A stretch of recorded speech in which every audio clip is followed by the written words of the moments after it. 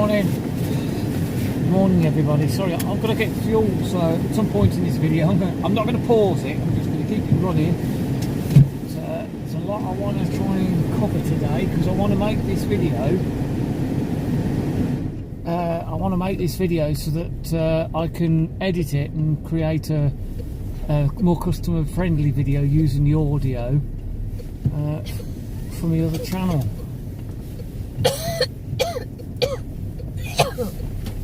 Well, I thought I'd do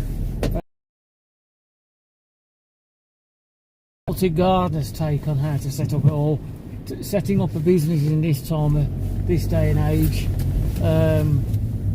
because I don't sugarcoat things. I try and add as much information as I can, whether it's negative or positive. It's not meant to be either. It's just meant to be a more pragmatic look at setting up a gardening business.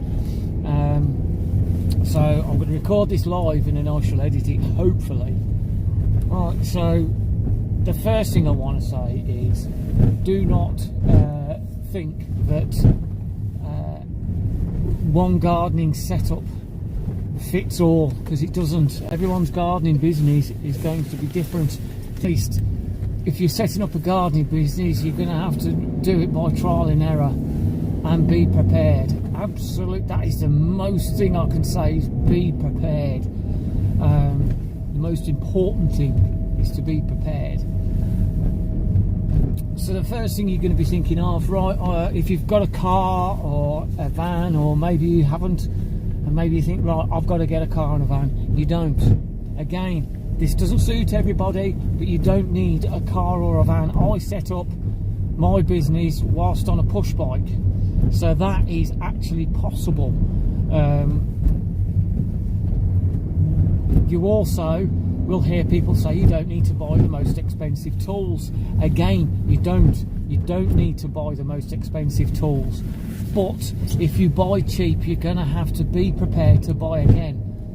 And if you can't afford the most expensive tools and you do have to buy cheap or second hand, then do whatever you can to save up to buy, I'm not going to say more expensive tools, but better quality tools, because I buy Lidl's loppers, and I've tried all sorts of different loppers, expensive, brand named, and the Lidl ones have suited me far, far better. So it's not about expensive, it's about buying the best you can, the more robust tools, if you will. Quality, that's the word I'm looking for. Buying the best quality tools. So if you buy cheap, you're going to have to remember that you're going to have to buy again and save up to buy the quality. So in the first 2 years, you may not be earning much of a profit. You should be earning a profit, but it is not going to. You are going to be below minimum wage. I am sorry to say this, but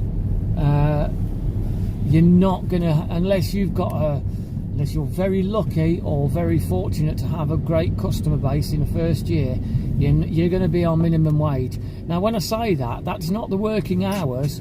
That's if you calculate a 40-hour week, which is an average working week, and a 52-week year. You're not going to be working that much, and so based on those hours, you're going to be earning minimum wage. Whereas in actual fact, you shouldn't be. You shouldn't be charging where you're earning minimum wage. I'm not explaining myself very well, am I? This is why I've got to edit the video. So in the first 2 years, you've got to expect not to earn that much money. You should be trying to aim to earn about 4 o'clock in the morning. How can I explain this? That's the thing. I don't know how to explain it, because the thing is, it's like you're not going to have enough customers to earn more than minimum wage. But if I say that, people are going to be thinking, well, I'm only charging £7 an hour. Well, no, I don't mean that. You're going to be charging £40 an hour. So for those hours, you're going to be earning a decent wage. But because you don't have enough hours in the year, technically you're going to be earning less than minimum wage. Do you understand? Does that make any sense? Right, so I'll start that again. So in the first year or two, you may not be earning enough money, and it'll seem like you are earning less than minimum wage, and that is not down to the amount you're charging per hour, but down to the fact that you haven't got enough hours to cover the year, if that makes sense. So you've got to expect that. I think that's where a lot of gardeners fail, or a lot of self-employed people fail, because you know they can't earn enough money to make it sustainable. So in the first 2 years, you'll be fortunate to earn enough money to call yourself to say that you're earning more than minimum wage. So another thing you've got to think about is accounting. Now again, this is not a one thing suits all. I have an accountant, and I use Free Agent, which I don't pay for because I have a metal account. If you have an accountant who uses Free Agent and you have a metal account, technically you shouldn't have to pay for Free Agent because the accountant pays for it. So I pay £60 a month for my account. £60 a quarter for my accountant, and that's the thing. You can do it yourself, but everything has gone digital, and you've got to do quarterly statements if you're over a certain amount. And to be honest, that will change eventually. All sole traders, no matter how much you earn, they're going to be having to pay an accountant or submit their accounts every 4 months or 3 months, whatever it is, quarterly. So that can be quite expensive. I've heard some people say how much they pay their accountant. I think, wow, you're paying that much? But it depends if you're doing all the work. The reason I don't pay a lot for my accountant is because every morning I do my accounts, my invoicing, my banking is automatically linked to the account, so I don't have to give my accountant a bag of receipts and say, right, there you go, and there's a list of invoices. So you know, I do my accounts myself. It's just having an accountant submit the accounts just makes it a bit more sort of legally binding for if you want a mortgage or a loan or anything like that. Just makes it easier. But that is something else as well that you're going to have to be prepared for, is to have to submit your accounts every 4 months. Every 4 months. 4 months. If it's a quarter, then it's 3 months. 3 months. Okay, every 3 months. Sorry. So every 3 months you have to submit your accounts. You've also got to have a buffer. Make sure you can save enough, because I see it a lot where somebody's setting up and they're spending the money left, right and centre, and they're not saving up for a rainy day. You've got to be prepared. At this time of year, your work is going to be either postponed, cancelled, or just not going to get enough. It is hard. This is the hardest time of the year for a gardener. Because people don't really think about their gardens. You can do hedge cutting, hedge trimming and things like that. If you hadn't gone forwards, I could have... I can't go anywhere because you're all coming forwards. That's right, there was a car wanting to turn in. And I thought, Van just flashed.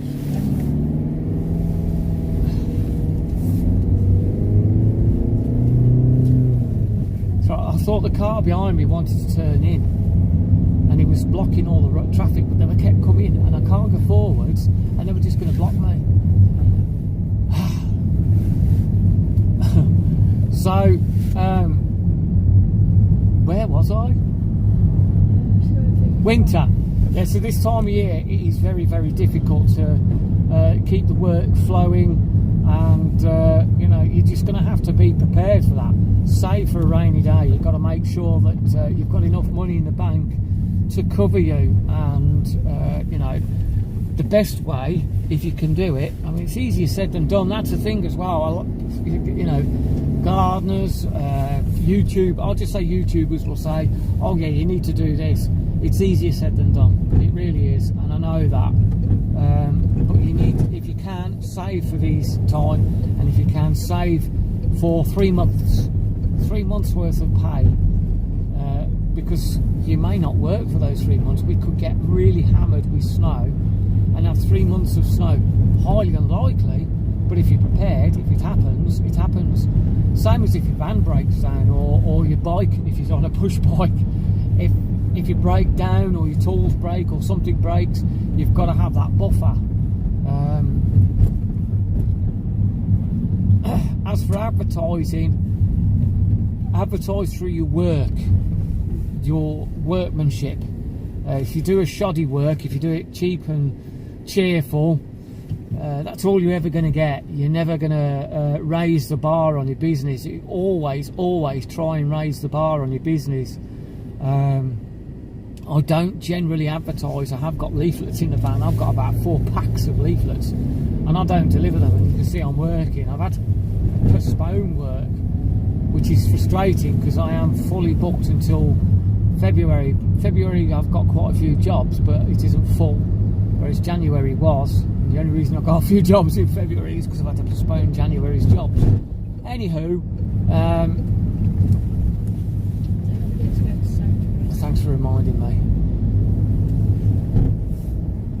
So when it comes to advertising, you know, if you want to do the leaflet drops, because they do work, I have had jobs through leaflets, but you've got to post a lot of leaflets. And I will be honest and say the best time to post a leaflet is on a Sunday, and the reason being is because they're not going to mix up with all the rest of the post, and they're just going to pick up a load of junk and put it straight into the bin.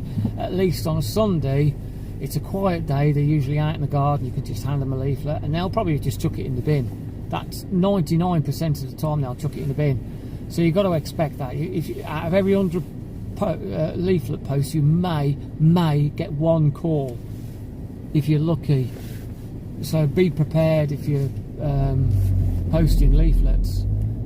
Always carry them though, because you know, somebody will, if you're working, they see you working and you're doing a good job, then somebody will always come up to you and say, oh, could you do this for me? And you know, it happened the other day. Somebody came up to us and grabbed not yesterday, the day before, they came up to us, saw us working and grabbed a leaflet off us. Again, it's hit and miss as to whether they call you, but at least it's there. Advertising in papers, I generally have never ever, well, I've just never done it. So you can advertise in the, where's the best place to go? Advertise in the papers.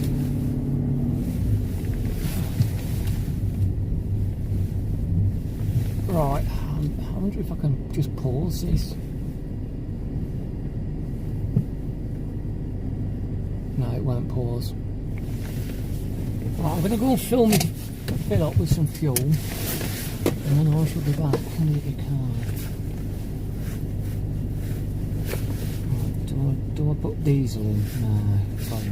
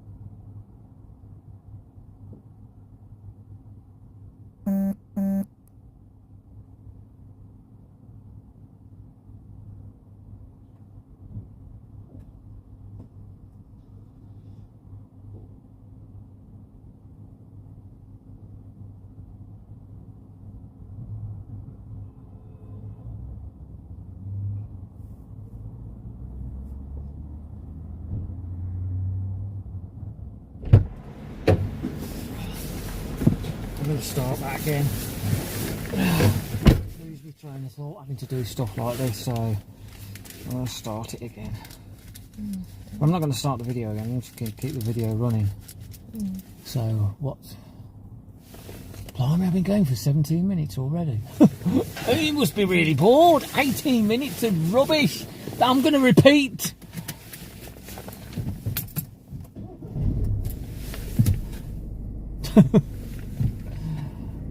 Well, at least I don't have to do the intro thing. Good morning.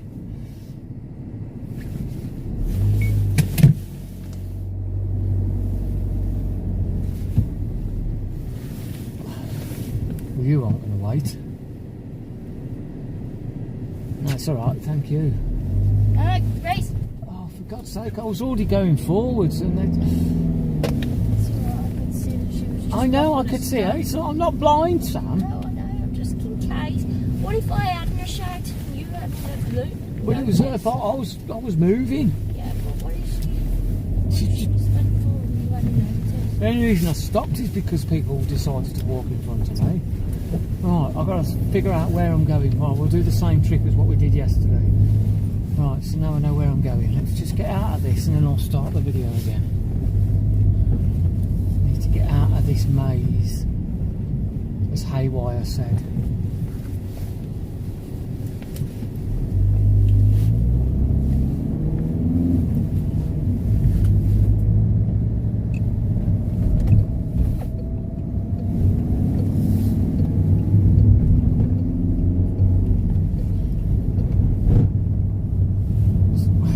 So I'm going to be talking about setting up a gardening business this time of year, and one thing I can say straight away is it's not a one size fits all. Everyone's setup is going to be different, and you're thinking to yourself, right, first thing I need to do is get a van. Well, to be honest, you don't even need a car. I set up on a push bike, and don't let things hold you back. Think about a way of getting around whatever obstacle is in front of you. So if you haven't got a car or a van, or you can't even drive, you have got a push, and you've got a push bike. Even if you haven't got a push bike, there are ways. There are literally ways to set up a gardening business. And gardening is I won't say easiest thing it's the easiest thing to get into. It's not the easiest thing to do, but it is the easiest thing to get into. But as I say, it's not a one size fits all. When it comes to a vehicle, again, you don't need a van. A car will be fine. Just make sure your your insurance is covered. If you're using a car and using it for work, you've got to make sure your insurance is covered for commercial transport, commercial use. When it comes to tools, you'll hear people say you don't have to buy the most expensive tools. Again, this is true. You don't have to buy the most expensive tools, but if you do buy cheap or second hand, you're going to have to remember you're going to buy again. It's as simple as that. They may or may not last you a year. They may last you a lifetime. But you've got to be prepared to buy again if you buy cheap or second hand. And that does not mean that buying expensive is good. You've got to buy good quality tools. So if you have bought cheap or second hand, be prepared to buy in the future some good quality tools, whether it be motor tools or just hand tools like a pair of shears or secateurs or whatever. So you have to be prepared for that. Another thing is, in the first year, you probably think, oh, I won't need to do this, but you do. You have to think about your accounts, and the more work you do on your accounts, in theory, the less it should cost you with a good accountant.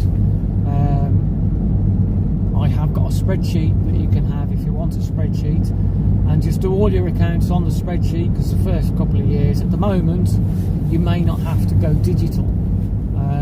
So using a good spreadsheet and keeping an accurate account of all your incomings and outgoings, keep your receipts in order if you can, and put them in an envelope, whether it's digital or not. I do that anyway. Keep my receipts in an envelope, and each envelope is labelled the month and the year, because you have to keep them for about, I think it's about 5 years. But once you get, at the moment, this is only at the moment, once you get to a certain amount, you have to go digital and submit your accounts every 3 months, quarterly. So for me, I pay £60 for me only. Sam has to pay her £60 because she's a separate business. But for one sole trader, for me, it costs £60 every 3 months. My accountant uses a bit of software called Free Agent, which I don't have to pay for, because I have something called a Metal account, and my Metal account, business account, is linked to Free Agent, and everything's just automated.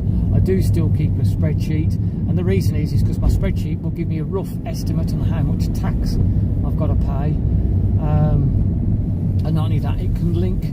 My spreadsheet is linked to Sam's spreadsheet, and it will calculate both of our taxes as a combined amount, so I know how much we have together have got to pay. So getting a good accountant and doing as much work on the accounts as you can is key to saving money. It's all about saving money, same as tip fees, which I'll get to in a bit.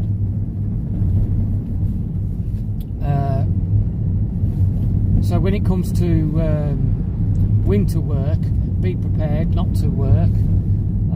I know it's easier said than done. I always say this, everything's all easier said than done. But if you can save up for about 3 months worth of wages for yourself, and when I say wages, basically business costs as well, because you still got your running costs through the winter months. So if you can save up for that, how much your business costs roughly per month, and save up 3 months worth, then you know you're covered. Because it's not just that, you're covered for any breakdowns, repair work that needs to do with your tools. It's all that kind of stuff. So if you save up for 3 months worth of money, then that includes any breakdowns or anything like that. You don't need to, you wouldn't need to, unless you can do it, unless you can afford to. You don't really need money for breakdowns and things like that, because the money in that 3 months should cover your costs.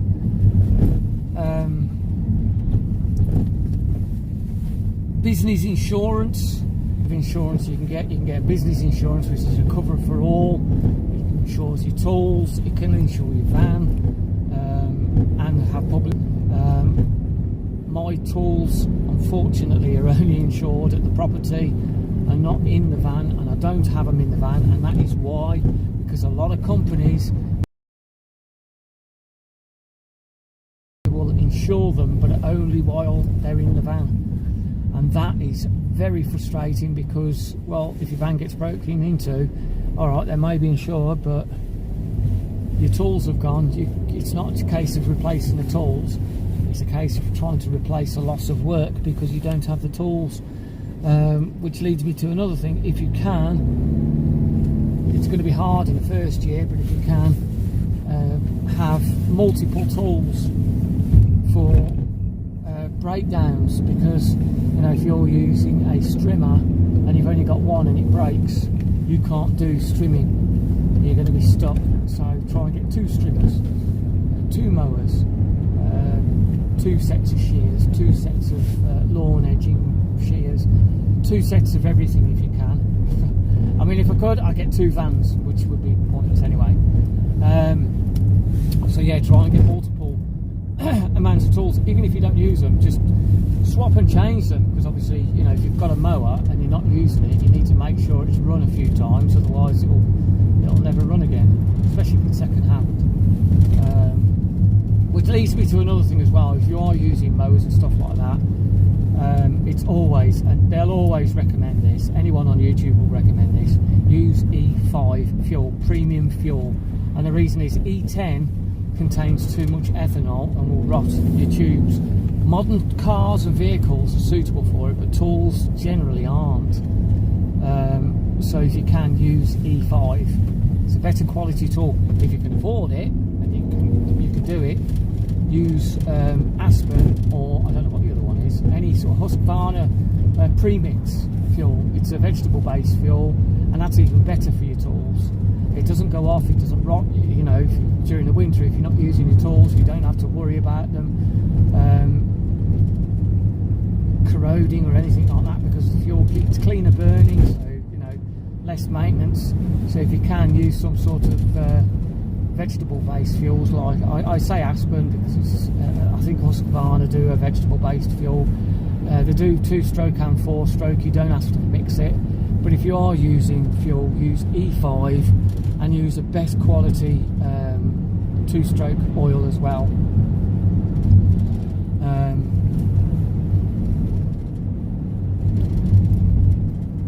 And the other thing is trying to save costs where you can. This is why I was going on about your accountant. If you can do your accounts, in theory, that should save you some money, because your accountant won't charge you for sorting out your accounts. Another way to save money is tip fees, because you're going to get tip fees. Come on, you can go.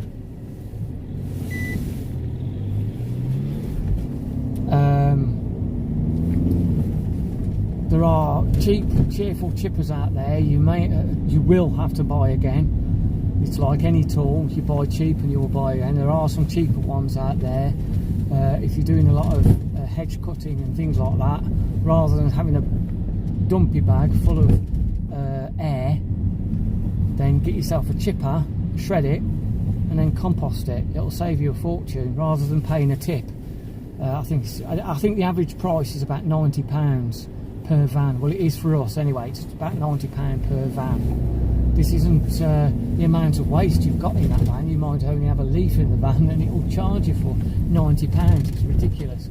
So you know, a shredder or a chipper will help save you fuel, save you money.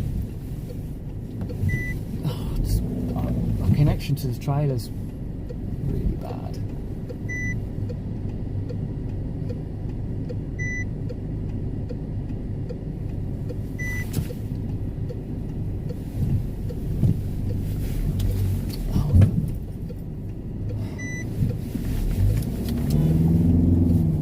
Digging behind me and I can't go.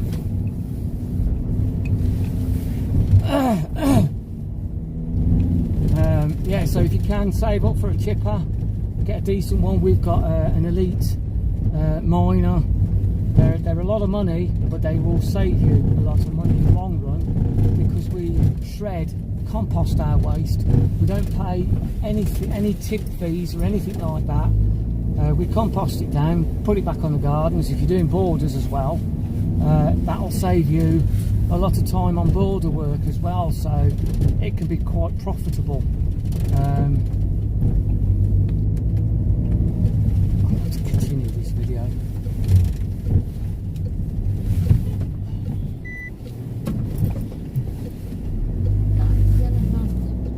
Just zoomed up. I know, it's because I couldn't go because everyone just kept coming. I know. He was being impatient. Very impatient.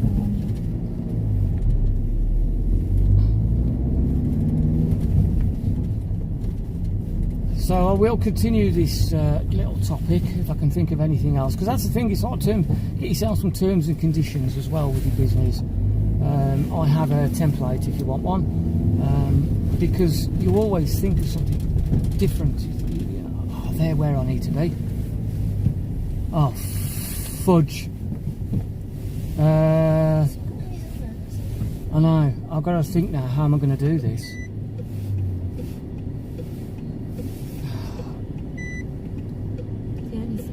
I'm trying to work it, and let me just turn this video off because I'm having beeps and God knows whatever else. I don't know what else I can do. I'm stuck.